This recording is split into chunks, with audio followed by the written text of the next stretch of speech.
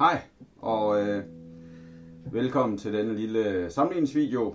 I dag skal vi kigge på Boss SD1 Super Overdrive med en Kili-mod og en versus en stok.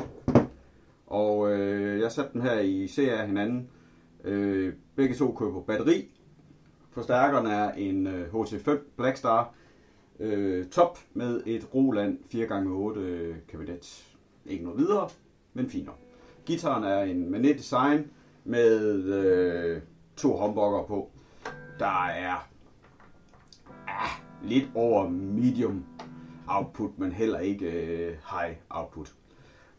Der er en smule reverb på, bare lige for at give lidt fylde.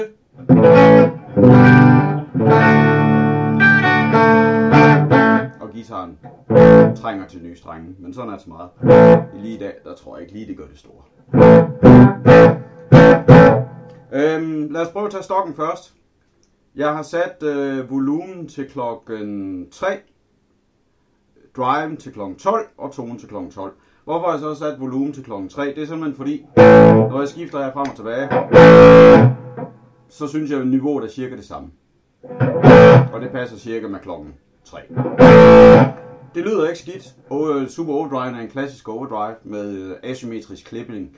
Det vil sige, at i stedet for bare 2 dioder, der sidder over hinanden, så har man sat 2 dioder i serie, og så parallelt med en enkelt i den anden vej. Så får man det, der hedder asymmetrisk klipning. Og den er jo fuldt bestykket med siliciumdioder som standard til nørd info. Det lyder ikke helt dårligt.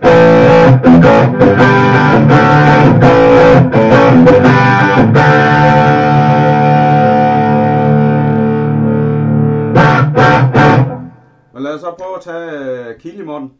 Den står også til klokken 12 i driven og til klokken 12 i tonen.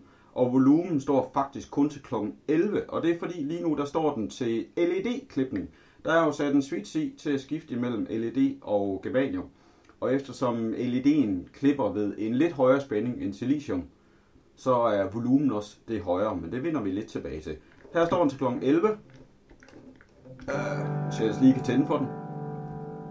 Det var den der.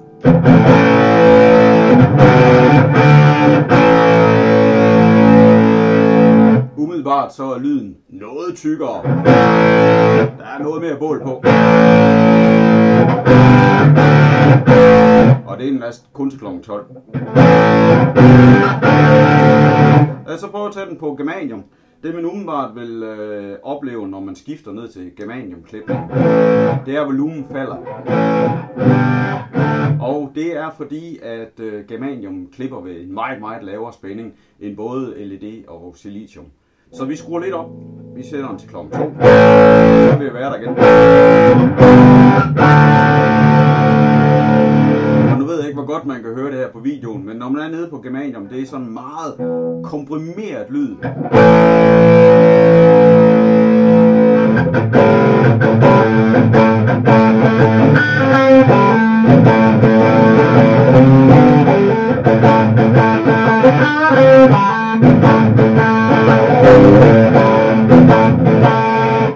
Til gengæld så gør driven faktisk ikke det store.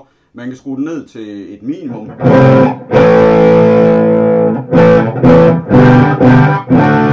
Men helt minimum er det altså ikke. Og lige snart man kommer op til en klokken 9-10 stykker.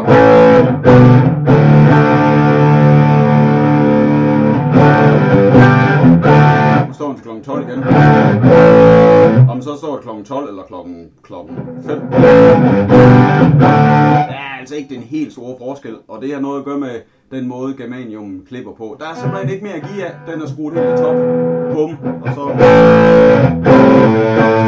Dermed ikke sagt, at på et større anlæg, der burde man kunne høre en vis forskel med harmoniske og overtoner. Personligt, der kan jeg rigtig godt lide LED-klipningen. Det lægger jeg heller ikke skjult på i andre videoer.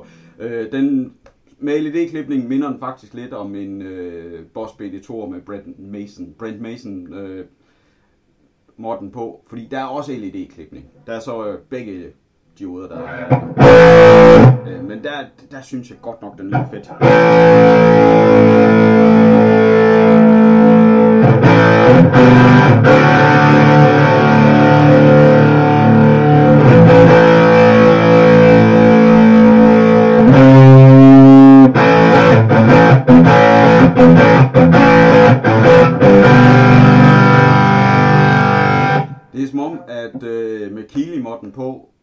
den bliver på en eller anden måde klarere i lyden. Den er ikke så mumler, som den er som standard.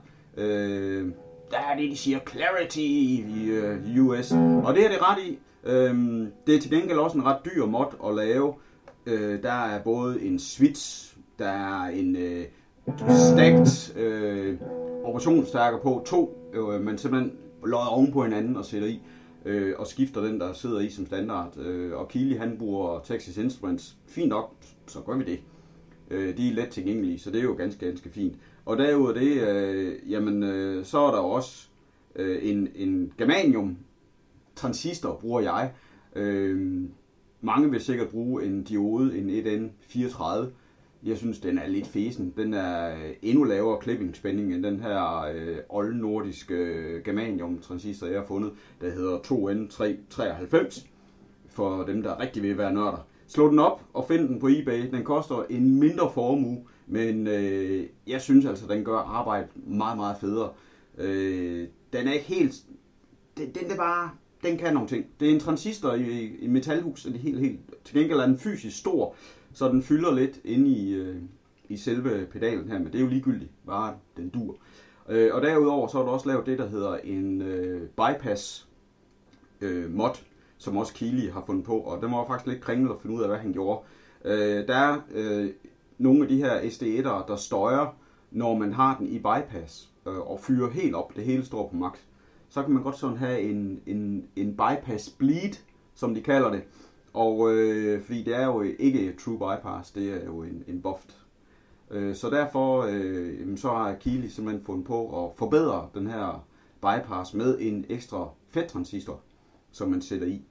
Og den er selvfølgelig også i, når jeg gør det, eller mærke. Der er mange, der ikke laver den. Men det var sådan set lidt om